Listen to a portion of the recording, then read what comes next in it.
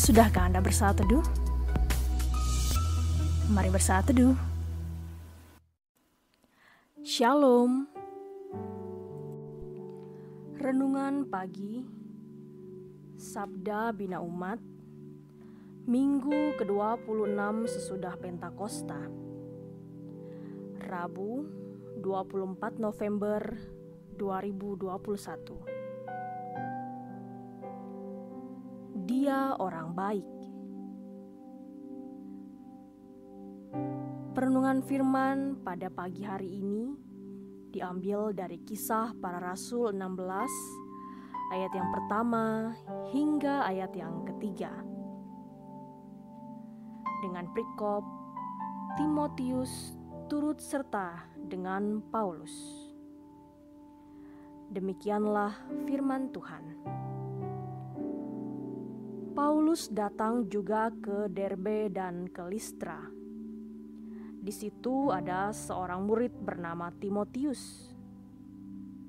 Ibunya adalah seorang Yahudi dan telah menjadi percaya, sedangkan ayahnya seorang Yunani. Timotius ini dikenal baik oleh saudara-saudara di Listra dan di Ikonium. Dan Paulus mau supaya dia menyertainya dalam perjalanan.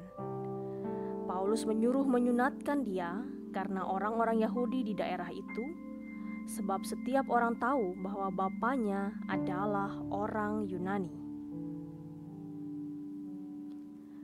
Demikianlah pembacaan firman Tuhan. Berbahagialah orang yang mendengarkan firman Tuhan, juga melakukannya dalam kehidupannya, hari lepas hari. Amin.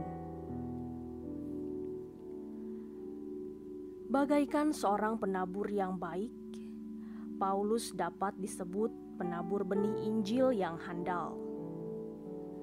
Ia memiliki motivasi yang kuat dan baik kala menabur benih Injil. Ia juga bertanggung jawab kepada sang pemilik ladang, yaitu Tuhan. Ia perhatikan pertumbuhan taburan benih Injil. Kenyataan itu kita temui di Kisah Para Rasul 15 ayat ke-36. Ia berkata kepada Barnabas, "Baiklah kita kembali ke setiap kota di mana kita telah memberitakan firman Tuhan untuk melihat bagaimana keadaan mereka."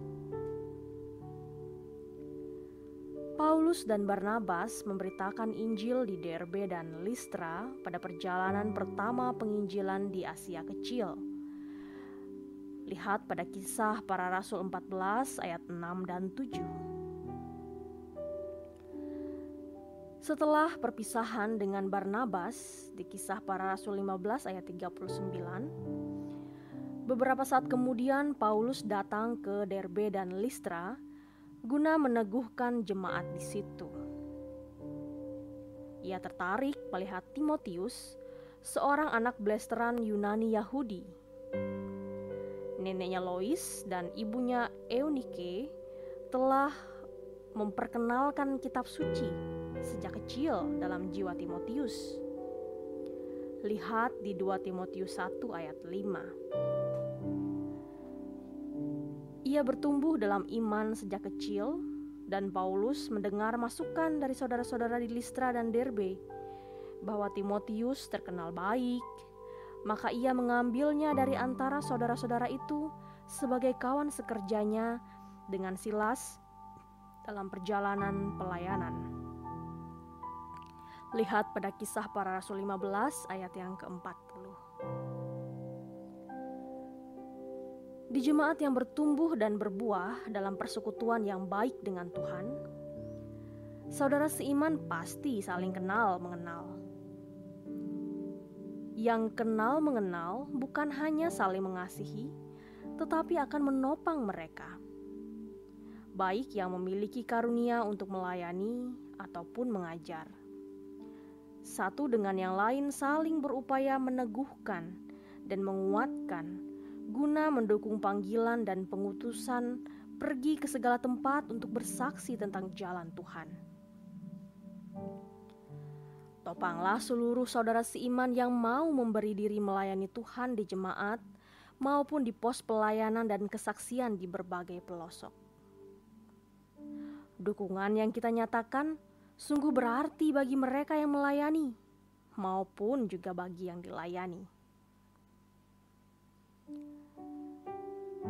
Demikianlah perenungan firman pada pagi hari ini. Tuhan, berkatilah dan pakailah para mahasiswa teologi utusan gereja kami.